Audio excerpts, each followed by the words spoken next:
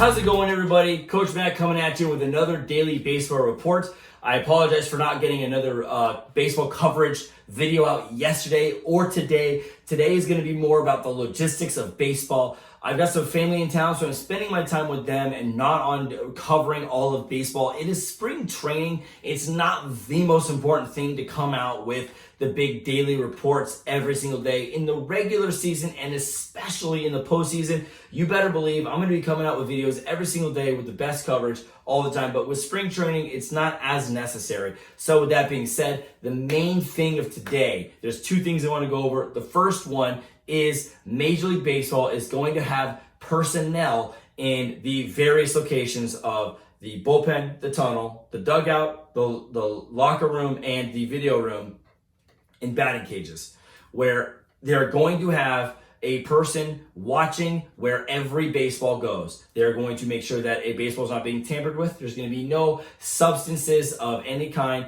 put on these baseballs. These baseballs are going to be under, in a sense, quarantine. They're going to be watched the whole time. They're going to make sure that these balls and these pitchers don't put anything on their hands or on the ball itself.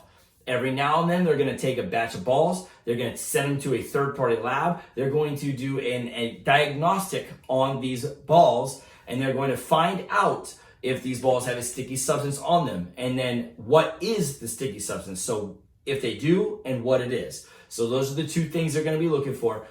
This is going to make a big change in baseball. Number one, pitchers are not going to have the same effective spin rate, meaning they're going to have less sharpness and depth on their breaking balls.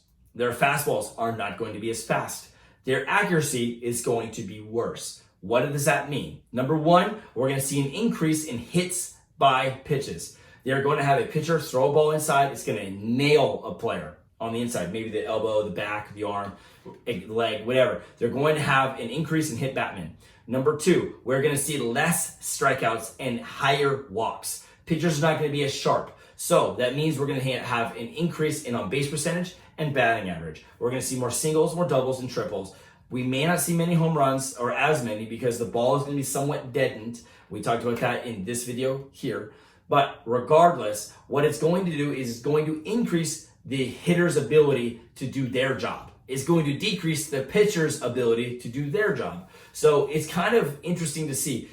But they're going to also look at spin rate values that these pitchers used to have. So in 2020, in 2019, and 2018, they're going to look at the average spin rate of each pitcher, and they're going to then correlate it with the current spin rate. And if the spin rate is different in a greater percentage range, then that person is going to be flagged in a sense. I don't know what the punishment is going to be, but there's going to be something that's going to happen in the works.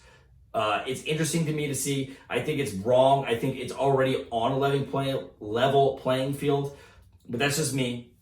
It's my thought process. I think let all pitchers use it. It's fine. I would rather see pitchers be more accurate with more break, with more depth, and more speed. Let's get on it. Like, that's what I would love to see. But on the flip side, I also want the safety of the players that are hitting to be safe. I don't want Justin Turner to get any more. He is hit like 30 times a year as it is. I know he crowds the plate, but that doesn't mean, like, you have the box. You have the ability to go there. Like, you have the ability to go to that spot. Regardless, we're going to see an increase in hit Batman, increase in walk, decrease in strikeout. Our batting average is going to increase. On base percentage is going to increase. So we're going to see pitchers that are elite, like Garrett Cole, who are going to probably be mediocre to below average or just mediocre. So Garrett Cole is going to come back to the field. He's going to be an 11-11 pitcher this year. I'm calling it right now. Garrett Cole is going to be 11-11 at the end of the year. You heard it here first on the Daily Baseball Report. Number two, the second one is Zach Gallen of the Arizona Diamondbacks hurt his forearm. It was sore after he was hitting. Well, it turns out they had the x-ray on the forearm. He had a hairline fracture in his forearm. That being said, it's going to take between 6 and 8 weeks to heal that bone, and even longer to get him ready for Major League play. He will not be the opening day starter, which I think he was the front runner for.